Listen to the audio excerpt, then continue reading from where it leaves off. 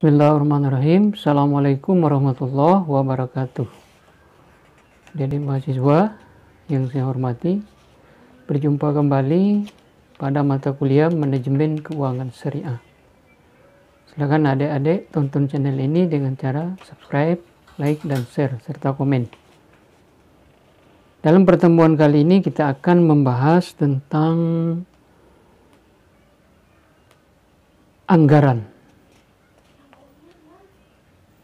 Anggaran merupakan rencana kegiatan yang akan dijalankan oleh manajemen dalam suatu proyek yang tertuang secara kuantitatif. Adapun masalah yang perlu dipahami tentang anggaran, definisi tentang anggaran itu sendiri, kemudian bagaimana penyusunan anggaran kas dan piutang. Pengertian anggaran kas. Anggaran kas menunjuk rencana sumber dan penggunaan kas selama tahun anggaran yang terdiri dari rencana penerimaan kas atau aliran kas masuk dan perencanaan pengeluaran kas, aliran kas keluar. Sifat aliran kas terdiri dari yang ada dua. Yang pertama, aliran kas masuk, kemudian yang kedua, aliran kas keluar.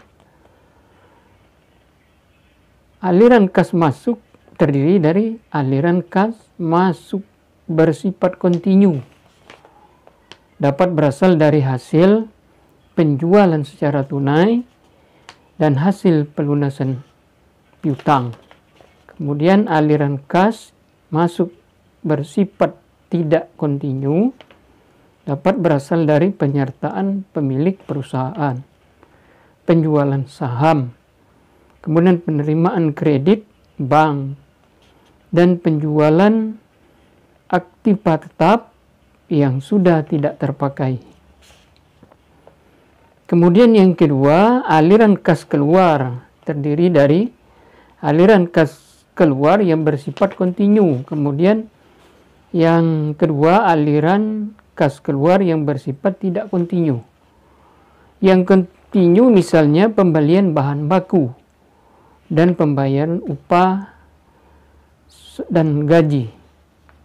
Kemudian aliran kas keluar yang tidak kontinu, misalnya pengeluaran kas untuk pembayaran bunga, dividen, kemudian pajak pendapatan, pembayaran anggaran hutang, pembelian kembali saham perusahaan, dan pembelian aktiva tetap. Kemudian tujuan perusahaan melakukan penyusunan anggaran: satu, menentukan posisi kas pada berbagai waktu untuk membandingkan uang kas masuk dan uang kas keluar. Kemudian yang kedua, memperkirakan kemungkinan terjadinya defisit atau surplus. Kemudian yang ketiga, mempersiapkan keputusan pembelajaran jangka pendek dan jangka panjang, di mana bila terjadi defisit, perusahaan perlu mencari dana tambahan baru.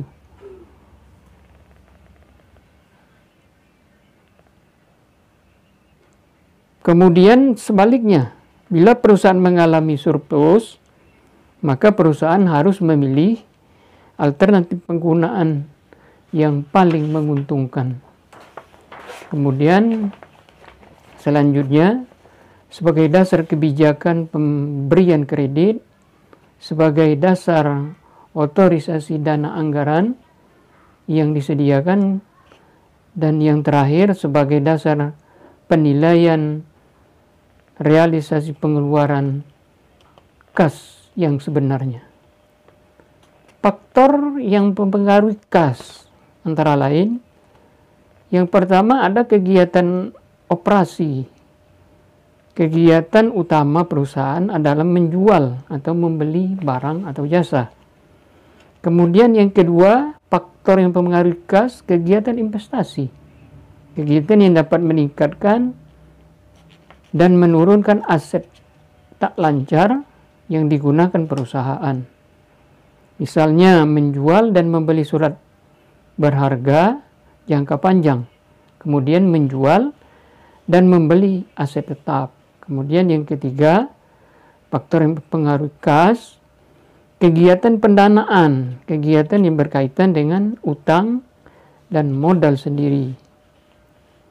Adapun pengertian anggaran piutang, anggaran yang direncanakan secara lebih terperinci tentang sejumlah piutang perusahaan beserta perubahan-perubahannya dan dari waktu ke waktu selama periode yang akan datang.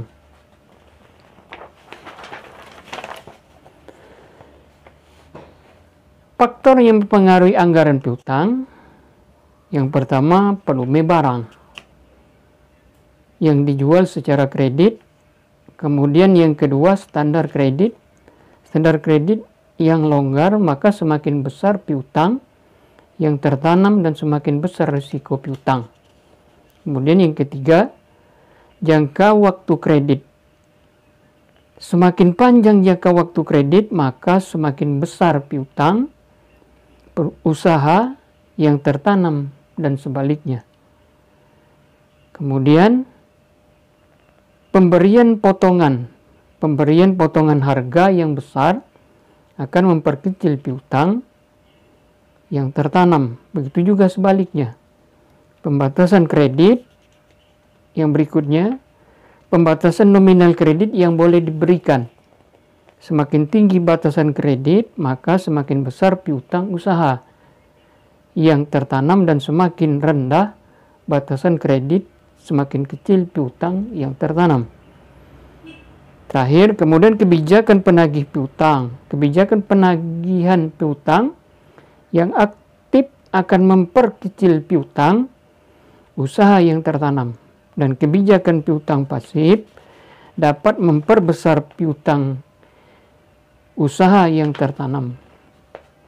Adapun manfaat yang diperoleh dari perusahaan yang menyusun anggaran dapat diperkirakan posisi piutang perusahaan tersebut dari waktu ke waktu.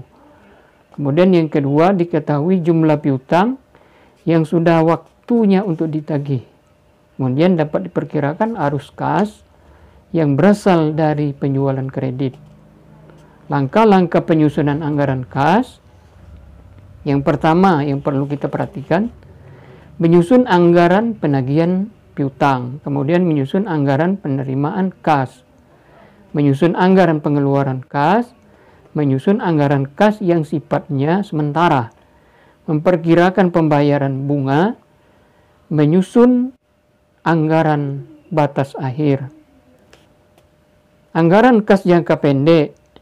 Anggaran ini merupakan alat operasional pengendali kas sehari-hari. Jangka waktunya disesuaikan dengan anggaran tahunan. Anggaran ini juga berfungsi sebagai alat pemberian otoritas kas keluar yang secara terus-menerus disesuaikan dengan arus kas masuk dan situasi keuntungan pada umumnya.